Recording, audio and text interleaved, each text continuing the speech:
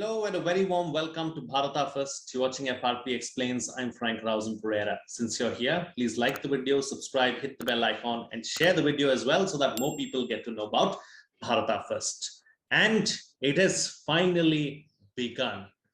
World media played out footage of smoke emanating out of buildings, bellowing out of the ground from Ukraine. It was reported that bombing was heard and seen in major Ukrainian cities and an invasion had indeed taken place. For months now, the situation between Russia and Ukraine has been tense. There have been several meetings that have been held between the Russian leaders and world leaders as well to try and diffuse a boiling situation in Ukraine. The United States even went ahead and imposed massive sanctions on Russia because President Biden feared that an invasion could take place. And it indeed has happened. Many pundits and analysts believe that this might not happen because better sense would prevail. And the last thing that the world needs and wants right now is a major conflict. But contrary to what several pundits have predicted, the exact opposite has happened. Russia has decided to take on Ukraine and take control of Ukraine because it does not want Ukraine to go into the hands of NATO and hence the Western giants that run it. Now, as far as India is concerned, India sent out subtle messages. It asked its citizens to return to India, come back immediately. That itself should have been clue enough to make us all believe and understand that an invasion would eventually take place. Because let's not forget, India and Russia are old-time friends, strategic partners as well. And some kind of a hint would have been sent to New Delhi from Moscow as to what the situation on the ground is and what Russia eventually might do. Several Indians are present in Ukraine, many of them students as well. Some of them have put out videos too on social media talking about how sirens have been blaring and how the war has indeed begun. Serpentine queues of vehicles were seen in major cities of Ukraine, all trying to leave the cities and go to the suburbs because the cities were first attacked.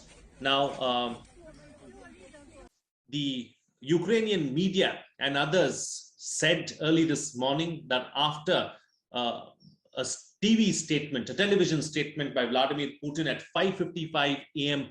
Russia time is when the Russian military decided to attack.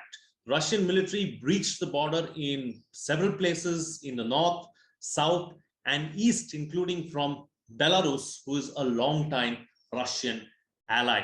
So the Russian army first launched strikes on Ukraine's military infrastructure and then the border guard units. This was what Ukrainian media reported. So the Ukrainian forces, I beg your pardon, even said that Russian military vehicles had crossed the border near Kharkiv in the north, Luhansk in the east, Russian annexed Crimea in the south, and from Belarus too. Russian tanks were later seen on the outskirts of Kharkiv, a city of 1.4 million people. From there, several people were seen leaving the city limits as well. Russian forces also reportedly landed by sea at Ukraine's major port cities of Odessa on the Black Sea and Mariupol on the internal sea of Azov. Russia has said that it does not want to occupy Ukraine, but is clearly worried about the Ukrainians dealing with the West. Now, here's something to ponder about. Everyone talks about national security. Everyone talks about securing their neighborhood.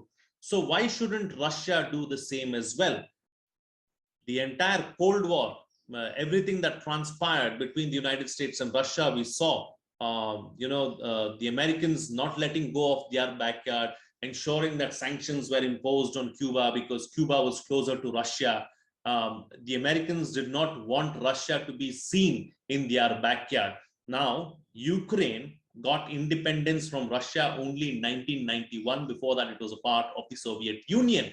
So Russia strongly believes that Ukraine is in its backyard. It needs to have a hold of Ukraine because it does not want to allow the West to come anywhere close to its doorstep and its footsteps. And hence, it's ensuring that it gets a better control of Ukraine. So here comes something to ponder about: whose national security and national sovereignty is, greater than the others. So what is wrong if Russia tries to ensure that it safeguards its own neighborhood? The means by which Russia is doing it definitely can be questioned. But what about the tactics and what about the ploy of the West to try and take away someone and try and get a hold of something that is close to Russia? This is something to look at as well. In all of this now, the world economy is going to suffer because oil has gone to new highs yet again. It has gone beyond the $100 mark per barrel, and it's likely to go up even further because several agencies have predicted and have analyzed and said that oil could reach up to $120 a barrel as well. This at a time when the world economy is just emerging out of the COVID-19 pandemic and we are beginning to see some kind of normalcy. We are witnessing a war like this and we are witnessing a situation like this, which is only going to push up oil prices. Why? Because Russia is a major provider of energy security as far as Europe is concerned. About 25% of Europe's oil comes from Russia. About a third of Europe's gas needs are taken care of by Russia. So these are some things to think about and wonder about as well. They're definitely going to have this conflict is definitely going to have a major impact on the energy security as far as Europe is concerned and the rest of the world is concerned as well, because prices are indeed going to go up. Gold too has seen new highs yet again as a result of this particular conflict. Markets around the world have tanked, have crashed, and this is something that was likely to happen in the eventuality of a conflict. So that's that. Now, as far as India is concerned, Russia is very clearly said that it is happy with how India has ensured that it has stayed away from this entire conflict, not taken any sides, and has only called for dialogue to take place and the matter to be settled amicably. Now, after the sanctions have been imposed by the West on Russia as a result of what the West believed could be an eventual invasion of Ukraine, which now indeed has happened, Russia has said it is not going to have any kind of an impact on its ties with India. The ties that we already have, the defense deals that we already have with Russia are going to continue, and that's not going to be a problem, which is good for us because Russia is a major supplier of defense equipment, a major supplier of defense needs as far as India is concerned too. Whether things will escalate further remains to be seen. If the West directly or indirectly involves in itself in some way or the other in the conflict in Ukraine, we are definitely going to see Russia not lying down, because the president has already said, Putin has very clearly and categorically stated that he will not sit quietly if he sees any other country getting involved in this particular conflict. He has asked for the Ukrainian military to lay down its arms, go back into its homes, and it will ensure that it takes care of business, because its plan is not to occupy Ukraine. So I guess now it is time for the world leaders to actually sit down and come to some kind of a conclusion, not let egos get the better of themselves, because at the end of the day, a conflict like this is going to ensure that it has a cascading effect on the rest of the world as well. And this at a time when we just seem to be emerging out of the COVID-19 pandemic is the last thing that we need to witness and see. With that, it's a wrap on this edition of FRP Explains. If you like the content, please like the video, subscribe, hit the bell icon, and share the content as well so that more people get to know about Bharata first. That's it from me. See you again next time.